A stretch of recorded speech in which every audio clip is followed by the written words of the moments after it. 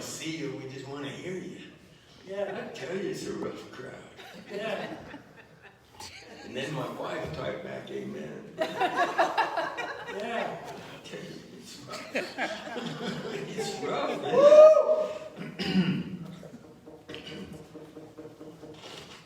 That's better. Let's see here. Okay, Jeremy, are we on? I think so. I've been having a little bit of issue with the internet, but we'll see if it's going through. Okay, well, we are going to have the call of the shofar. So Stanley can come up here.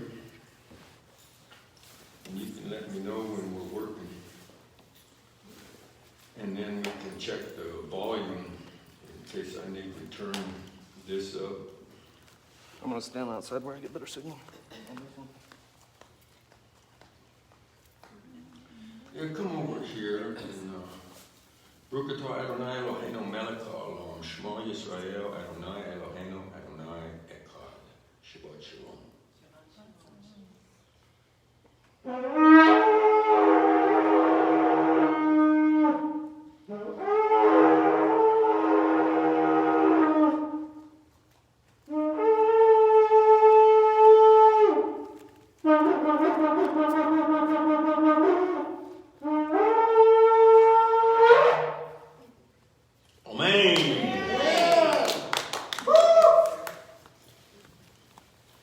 Okay, are we on yet? Should be. Okay. 10 minutes late. Hello, this is a celebration congregation. I'm all by myself here because of the shutdown. No, actually, I'm supposed to be all by myself because of the shutdown. No, I have a group of very rowdy, very rowdy last day saints. I don't know what to do with them. But this is our second attempt to live stream, and we are still trying to figure it all out. So cut us some slack. We'll get most of it fixed up eventually before Messiah comes, I imagine, since he is a ways off yet.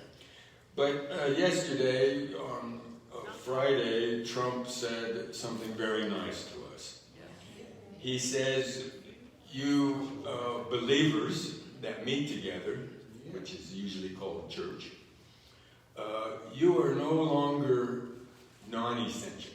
Yeah. You have become essential. Essential. Now, how many of us already knew that? Did we need the president to tell us that we matter? No. But it was nice of him anyway to say it. Finally, somebody said that we count. So, thank you, President Trump. And so I'm going to start here where we left off last week with Zechariah. Zechariah is the prophet Zechariah. And as we said last week, we visit his tomb every year on the Mount of Olives. And he is buried within a couple hundred yards of where Yeshua was buried and rose from the dead, where Jesus was and rose from the dead. But the reason Zechariah is an important book is because it is second only to Isaiah for messianic prophecies. And so this was one of the reasons we want to study Zechariah, is it is about our Savior. And it's only 14 chapters, where Isaiah was 66. The other reason is because most of the book is speaking about Yeshua's second coming, not his first coming. And so most of the book is speaking about when? Right now. Yes. So that's another reason. And then, of course, because we have a personal connection to him as we visit his tomb on the Mount of Olives. So we looked at, there's 8 visions, and then the second half of the book is just prophecy. But in the first half of the book, there's 8 visions, and we covered last week a man among the myrtle trees. And so we saw that this was Messiah standing in amongst the Jewish people, the Israelites, in a time of their being humbled by the Babylonian captivity. And so he made some profound statements at the end of chapter 1's vision there. He says, this is what the Lord Almighty says, and that's Yodevavet Sebaot there. I am very jealous for Jerusalem, and Zion, but I'm very angry with the nations that feel secure. So therefore, this is what the Lord Almighty says, I will return to Jerusalem with mercy, and there my house will be rebuilt. And then he says, proclaim further, this is what the Lord Almighty says, my towns will again overflow with prosperity, and the Lord will again comfort Zion and choose Jerusalem. So these are very nice words to Israel, but since we are attached to Israel and the Jewish people with our whole heart, these are very comforting words to us, as we have attached ourselves to Messiah and his people and his nation and his city and his temple. We have attached ourselves to all of these as we have attached ourselves to Hashem, the God of Israel. So now we can come to the second vision, which is a conclusion to the first vision. It is not separate from it, but it is an attachment. And this is the second vision. Then in verse 18 and 19, we have these 4 horns. I looked up, and there before me was 4 horns, and I asked the angel who was speaking to me, what are these? So remember now, what do we need to do? We need to ask, what are these? Everybody say, what are these? What are these? Oh, see, we're all together. Okay, let's see, we're moving right along today. And I'm not going to go as long today. I'm going to keep our messages a little shorter. But last week I was on a roll. But he answered, these are the horns that scattered Judah, Israel, and Jerusalem. It's Yehuda, Yisrael, and Jerusalem. Then the Lord showed me 4 craftsmen. And I asked, what are these coming to do? And so everybody said, what are you guys going to do? What are you guys going to do? And then he answered, we had the 4 horns that scattered Judah so that no one could raise his head, but the craftsmen have come to terrify them and throw down these horns of the nations who lifted up their horns against the land of Yehuda to scatter its people. So as I said, this is a continuation of the vision, the first vision with the man among the myrtle trees. He has come to comfort Israel. And the words in Zechariah, the prophecies all through the book, are words of comfort because Zechariah means that God remembers. And so he remembers his people, and he will come, and he will deliver them and save them, right? So the 4 horns, now horns in the Bible represent power and authority and strength and pride, these kinds of things. So these are the ruling powers of the world. And 4 represents the 4 corners of the earth, or 4 directions. It means all the enemies of Israel around the whole world. So we have 4 horns and 4 directions. So these are the ruling nations, and they are the ruling nations of the whole world, the 4 corners of the world, as it were. So during the last 1950 years, right? 1950 years ago was AD 70. And in AD 70, the nations scattered, or Rome scattered Israel into the nations. And so for 1950 years, we've had this dispersion.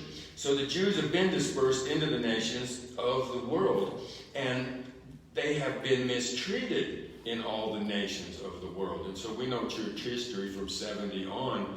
The Israelites have spread around the whole world. The Jewish people are in every nation of the world. And they have constantly been mistreated one time or another all through world history. And this is just a matter of record. And it's not over yet. As we know, we have the Great Tribulation and the time of Jacob's trouble and Islam and all of this coming. It's not over yet, the anti-Semitism. So the angel explains the visions. The angel that is explaining the visions answers the question. And it's the question we ask also. So then Zechariah sees more and asks for more answers. 4 craftsmen, or carpenters, however you want to translate this Hebrew word. What are these coming to do? And he says these craftsmen are carpenters and skilled workmen. And the angel explains the 4 horns those that scattered Judah and Israel and Jerusalem, as in verse 19, so that they could not raise their head. No one was able to raise his head. So this is the bowed head. Now, a bowed head, and if you've been to the Holocaust Museum in Jerusalem, you see a lot of portraits of Jews that are bent over. It is a picture of despair. It's a picture of being humbled and persecuted and mistreated. And so it says that so that no one could raise his head. So the Jews went into the world, and the world mistreated them to where they could not raise their head. So the bowed head is from suffering caused by the four horns, everywhere that they had been scattered. And so now what are these craftsmen going to do? The craftsmen have come to terrify them. So you have the mistreaters of the Jewish people, and then you have these craftsmen coming to terrify the mistreaters. So now you need to know or pick which side you want to be on. Do you want to be those that mistreat Israel and then get terrified? Or do you want to be ones that are attached to Israel? So you all know the answer to that. And it was interesting, during the shutdown I actually had to watch some Christian TV, which is, I got direct TV, and I get like 15 religious channels. I even get an Orthodox Jewish school, synagogue school on there. But I'm watching, I think it was, I can't remember, so I won't say. But anyway, who comes on as the guest speaker? McTernan. Does anybody remember McTernan? He's the book As America Has Done to Israel, kind of had a red cover. That is the sequel to Blessings and Cursings that came out so much earlier, and that book was authored by Koenig and McTernan. Koenig and McTernan wrote the original book on blessings and cursing, and it documents world history. Whoever mistreated the Jews, God would curse. Genesis 12:3. I will bless those that bless you, and I'll curse those that curse you. Well, the thing that I wanted to mention is this Koenig guy.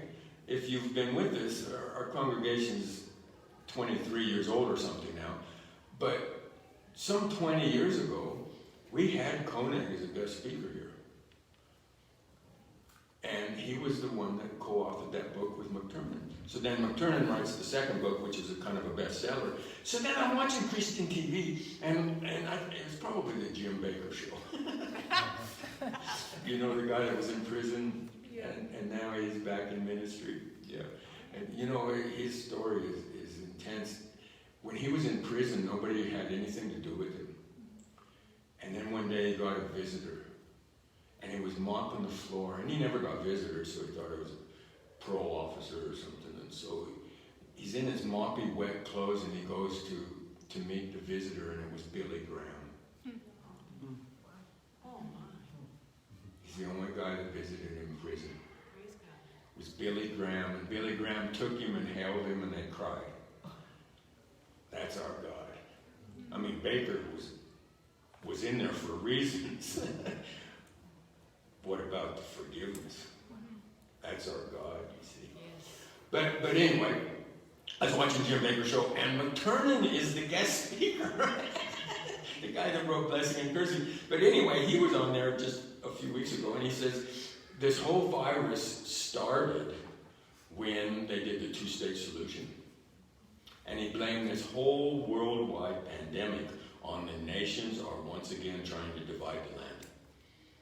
And now, since we're in the last days, God is not just going to squeak about it, he is going to get the whole world's attention. That's his message. Now, I'm not saying it's true, but I mean, he goes into great lengths on the show and explained all this with Kirshner's peace plan, which is not Trump's peace plan, it's Kirshner's peace plan, and it is a peace plan from hell. Okay, so just to let you know, anybody who divides the land will be judged. Hello. The nations are all one to divide the land, and so what is happening? It could be, right? The craftsmen have come to terrify them and to throw down these four horns of the nations who lifted up their horns against Judah and to scatter it. In our day, it would be to divide it. Okay, so this is saying that all the nations which have mistreated Israel will be beaten down themselves. So the craftsmen come and break down the horns. And so remember in verse 15, Hashem is very angry with the nations for adding to the Jews' punishment from God. So this is the deal we saw last week. He uses the nations to discipline his people, but the nations went far beyond discipline and mistreated them far beyond what the Lord wanted. So now he's saying, I will destroy those nations, but I will comfort Zion. So remember, Hashem disciplines his people, and he wants, you want him to discipline you as well. Because what does the Bible teach us? A father that loves his children will discipline them. If you are not disciplined by your father, you are illegitimate. You're really not a son. And so, of course, God disciplines his people, and we want him to discipline us for our own good, although I say that quietly so he won't listen and hear me. But yes, but why does he do it? Because he loves. He loves us. So now this is what happened. He disciplined Israel in love so that they would return to him. So how does Zechariah start out? Return to me and I will return to you. And that is a message for the ages to everybody. Return to me and I will return to you, says the Lord. And so what is the deal though? He disciplines in love. The nations have mistreated and hate. What he did was in love. What the nations do is in hate. They hate the Jews, so they mistreat the Jew. So it's completely opposite of what God is doing. And so God disciplines us in love. He never disciplines us in hate. Because he loves his children, especially his chosen people. In this context, Israel. So it's hard to believe how this one people group could be hated so much by so many for so long, as we talked about. But Israel is invincible. Israel's the only country that's ever existed that's invincible. Because she belongs to Hashem, the Lord. And as long as the sun and the moon shine, so what does Jeremiah 30 say? As long as the sun and moon shine, so shall Israel be a nation before me. And then it says, though I completely destroy all the nations among which I scattered you, I will not destroy you. So this is exactly what Jeremiah was seeing and writing, the same thing that Zechariah is seeing here. So, and Jeremiah is after or before Zechariah. So Jeremiah has written the same thing. So Genesis 12:3 is clear to the end, and the Brit Avraham, the Abrahamic covenant, ensures Israel's existence forever. Okay? So how many anti-Semites throughout history will see these craftsmen coming towards them? Zechariah saw these craftsmen, and they're going to tear down the horns of the nations. And so you wouldn't want to see these things coming toward you. They're going to tear you down. And it says to terrify them. And so there's a day coming where there's going to be some terror in the world against the anti-Semites. So many of those anti-Semites, though, and so many more before it's over with the Great Tribulation and the time of Yaakov's trouble. So during this end time period, I was wondering when I wrote this, what will God say? Now we know what he's going to do to the horns that have mistreated, to the nations that have mistreated Israel. He's telling us what he's going to do to them. So I was just wondering, what will we do to that remnant of people that love Israel? What will he do about them? You know, and I'm just wondering, because you all are in that group, and you definitely want to be in that group. But how small a group will it be by the time this show is over and Messiah comes? But we'll hang in there as we tell our Jewish rabbi friends, we're in this together to the end. And it's a powerful thing to tell them because they've been mistreated for 2,000 years. So we, us Christians, tell them we are with you to the end. so this, Danny Boy's on Ben Yehuda Street where we buy stuff for the store. We're friends with Danny Boy there. He calls me here a month ago, and he says, we're shut down, we got no business, we got no money, do you need anything?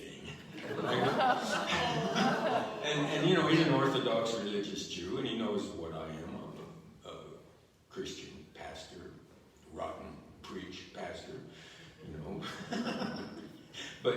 But I told him we're shut down too, and I can't even receive packages. We're shut down, closed by the government. And so I said, Danny boy, here's my card number. Just run it for what you need. And I gave him my personal credit card. And then Joan saw there was $550 put on it. But see, the Orthodox Jew gets helped. How many people in the world today just gives their credit card to somebody on the other side of the planet? Just because I know him a little, And so I'll expect he'll send me some product eventually. But anyway, what a blessing, though, to not hate. Isn't it something? Yes. To be in a people group that doesn't hate God's people after so much hate for so long. And you got to wonder what it does to these Jews that are taught not to believe in Yeshua, Jesus. Anyway, if it keeps running my card, I will be coming to you.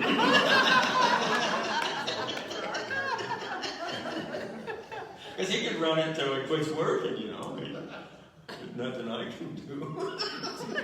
But I love these guys. So then I was watching Dove and Moish on the Facebook, and they're trying to figure out how to do this too. I was watching one of them last week, and his phone, he's got it set up to it's reversing, so he's talking into his phone, and then somebody calls, and his phone is ringing. So then are you on airplane mode phone? But they said if anybody needs to order some product, because that's how we make our money too. And so I just replied, just run my card, because they have it for product too. And we've known them a long time. We're like family to them. So I said, just run my card if you need it. So he joked back, he says, I just have your twins card. But they can't tell us apart, so maybe he's running the twins card. Don't tell him. I told him he could. But there's so many anti-Semites. But there are those in these last days that will stand with Israel. The Notzarim, the Christians that love Israel will stand with them. And this will be part of the testimony that will start to break down the walls of unbelief. And you will be part of it. So before chapter 2, let's remember the main point in the introduction. Return to me and I will return to you. And I think during the shutdown, a lot of people have had time to do some of this returning. I've camped 6 times now in the mountains, in the forest by myself, in the snow. And you have some time when you're just wandering in the forest, and you can have some time with God. It's not all that bad, but I hope we get opened up. Okay, an encouraging word of comfort is return to me, and I will return to you. Anybody who comes to the Lord, he will grab a hold of them and hug them to pieces. So just get ready. If you approach God, if you want to try to draw close to him, he'll get you. You know he will. And you all want to be God, right? And so then in verse 13 it says, the Lord spoke kind and comforting words to the angel, which was talking to Zechariah there. And then we have that great proclamation about the Lord saying, I am very jealous for Jerusalem and Zion. And the Lord will again comfort Zion and choose Jerusalem. So these are very good, comforting words from chapter 1. Zechariah means the Lord remembers, and that is the comforting news. he will remember everything that we do also. So he is angry with the nations which mistreat his people. So the third vision now in chapter 2 is going to be an amplification of what we have seen in the first two visions. And what has already been shown will be amplified. In chapter 2, and we can go farther here, then I looked up and there before me was a man with a measuring line in his hand. And I asked, where are you going? I love these questions. So we all say, where are you going? Where are you going? Wow, man, where are you going with the measuring line? See that? And he answers, to measure Jerusalem and to find out how big it is. And then the angel who was speaking to me left, and another angel came to meet him, and he said to him, run, tell the young man, Jerusalem will be a city without walls because of the great number of men and livestock in it, and I myself will be a wall of fire around it, declares Hashem, the Lord, and I will be its glory within. So then we can stop there. This is too good, right? So here we have, there will be this great Jerusalem with the Lord being its glory. Now, we all love Jerusalem now. What will it be like then? So he says, I looked up, and there before me was a man with a measuring line in his hand. And so Zechariah says, where are you going? And to measure Jerusalem. Where else would I be going type thing here in the vision, right? So to measure it, remember back in 1:16, there is a measuring line also. And why does one use a measuring line? To build. You measure because you're building. And the Lord is going to be a builder, and he will build his city, he will build his temple, and then he'll build all the cities, and then he'll build a nation. All these are part of the prophecy. And so in verse 3 through 6 here, you have two angels, and the man and the young man. So first, who is the man with the measuring line? The first thing we have to look at is who's the man with the measuring line. And I believe it is the same man that Zechariah saw in chapter 1. It is Messiah as a theophanies. And he will see Messiah several times in the book of Zechariah. He sees him. And so when he sees Messiah as a man in the Tanakh, we call that a theophanies. But it is just God as man in the Old Testament, the Tanakh days, which is always Yeshua. The angel of the Lord is one of the titles. And so it is Messiah who will build. Now, the reason I can jump there and be sure about that is because if you read forward in chapter 6, the man, once again, is called HaNetzer. And we all know that Samek, the Netzer, is the branch. And then it says the branch will build the temple. So that's coming. But we cheat by going up there. Back here, we just know the man is measuring the temple to build it. It is going to be the branch. Everybody, including the Orthodox Jews, teach that the branch is HaMashiach, the Messiah. So he will branch out and build a temple, is in chapter 6. So we know the branch is Yeshua. So the angel tells the other angel, run and tell the young man. So the young man here is Zechariah, because it was known in Zechariah's day that he was the youngest prophet ever in Israel. And so it actually calls him the young man here. Na'ar in Hebrew is young man.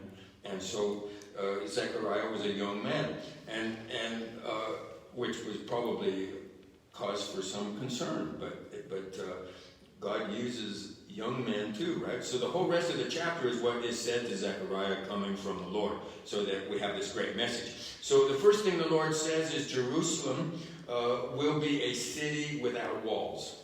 And then he tells you that it will have a wall.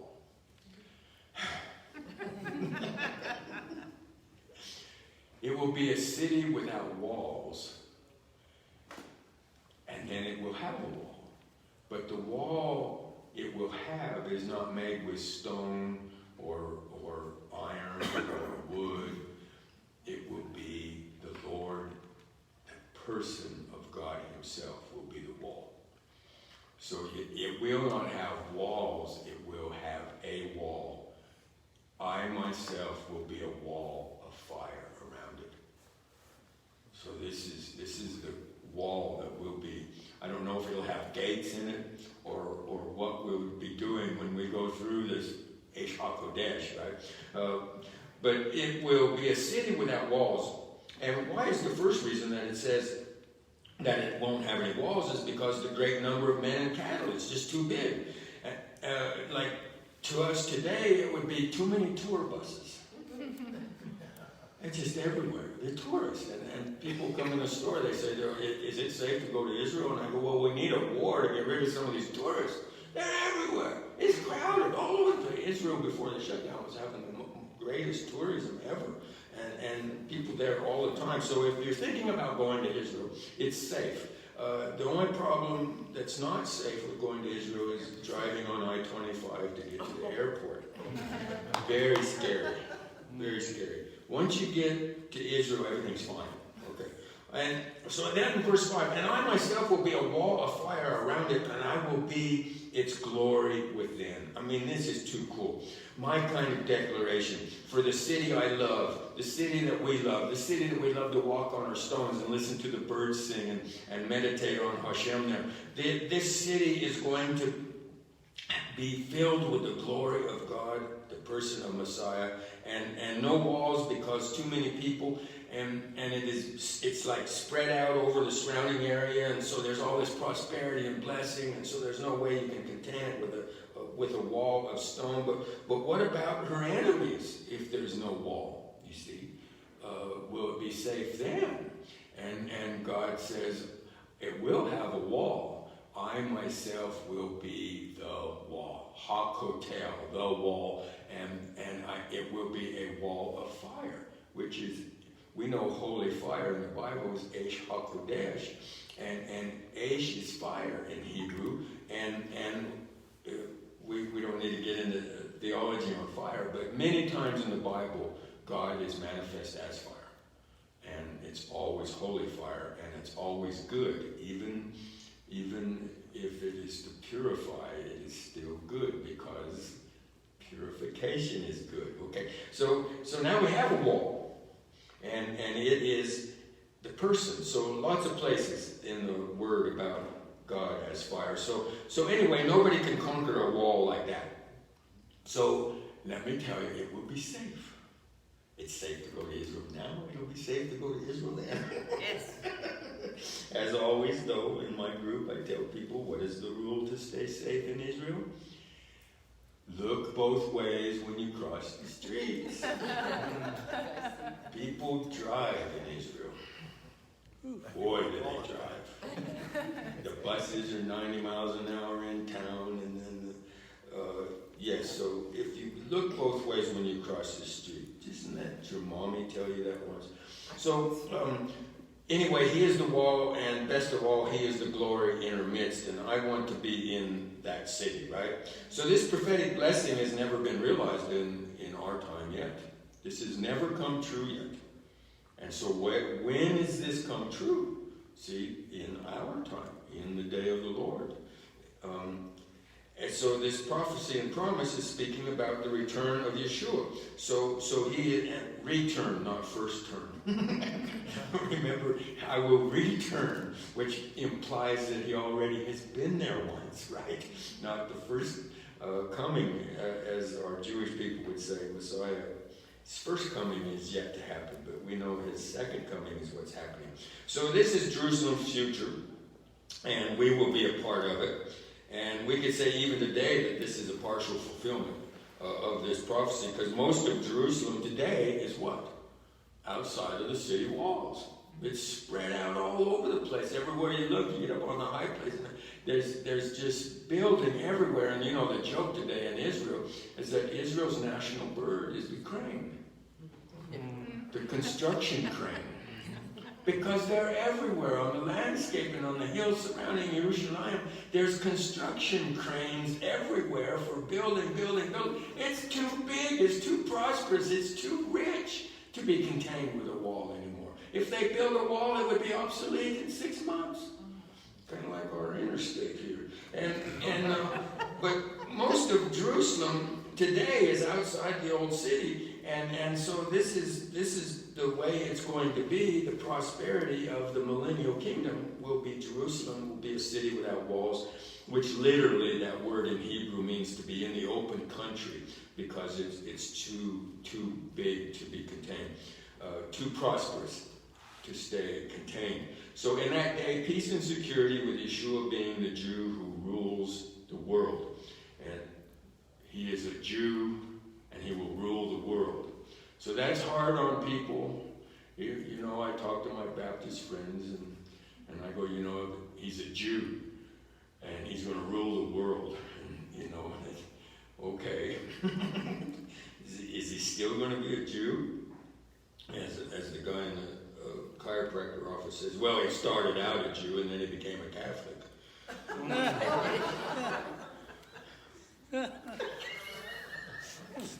I mean, that's what we have to deal with, you guys. That's how sad theology in the world is these days. He started out a Jew, and he converted to Catholicism. Oh, God help us, amen.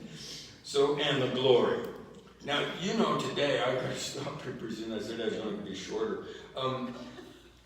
Today, Jerusalem has glory, and we've been in it on several occasions and several different times and several different events, and Israel, the nation, as well. We have been in the glory so many times, you know, just weeping in so many different situations when the glory would just move in on us, and in a relationship with our Jewish friends, but nothing compared to what's coming. What's coming is going to be way over the top. Yes. In Psalm 122:6 it says, "May those who love Jerusalem, may they prosper." So I would just stop today and say, may you prosper, you lovers of Yerushalayim. Our favorite city, isn't it? And there will be a temple built there, and Yeshua will be its glory. Remember when Ezekiel, the prophet Ezekiel, the strength of the Lord is my strength. Ezekiel saw the very sad thing in his prophetic writings.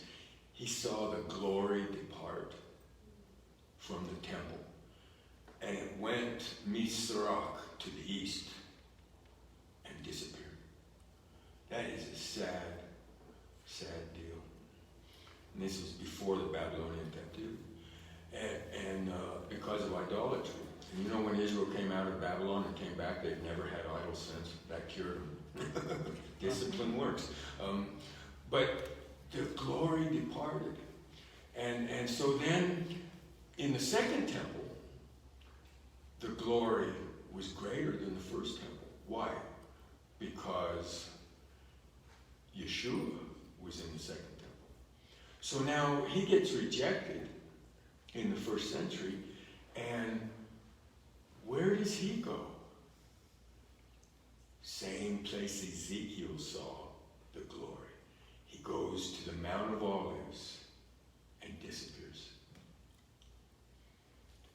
The glory first disappeared.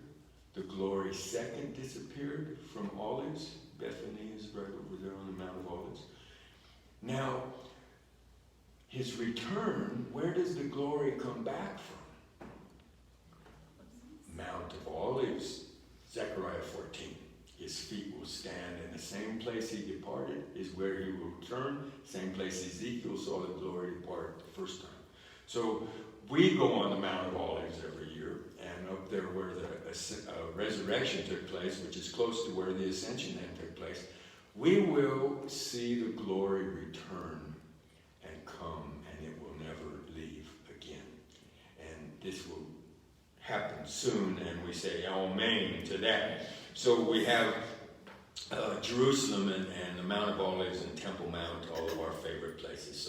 So thank you for listening to me. Shabbat Shalom. I'll do the Aaronic blessing, and these are the words that God commanded to be spoken over his people. Yahvarekaka Adonai v'yishmereka. Ye'ir Adonai panav aleka v'chunecha. Yisro Adonai panav aleka v'yoseim leka shalom B'Shem Yeshua HaMashiach, Sarah Shalom, Amen. The Lord bless you and keep you and make his face to shine upon you and to be gracious unto you and lift his countenance upon you and give you peace. In the name of the Prince of Peace, Jesus the Messiah. Amen and amen. Shabbat Shalom. Shabbat Shalom.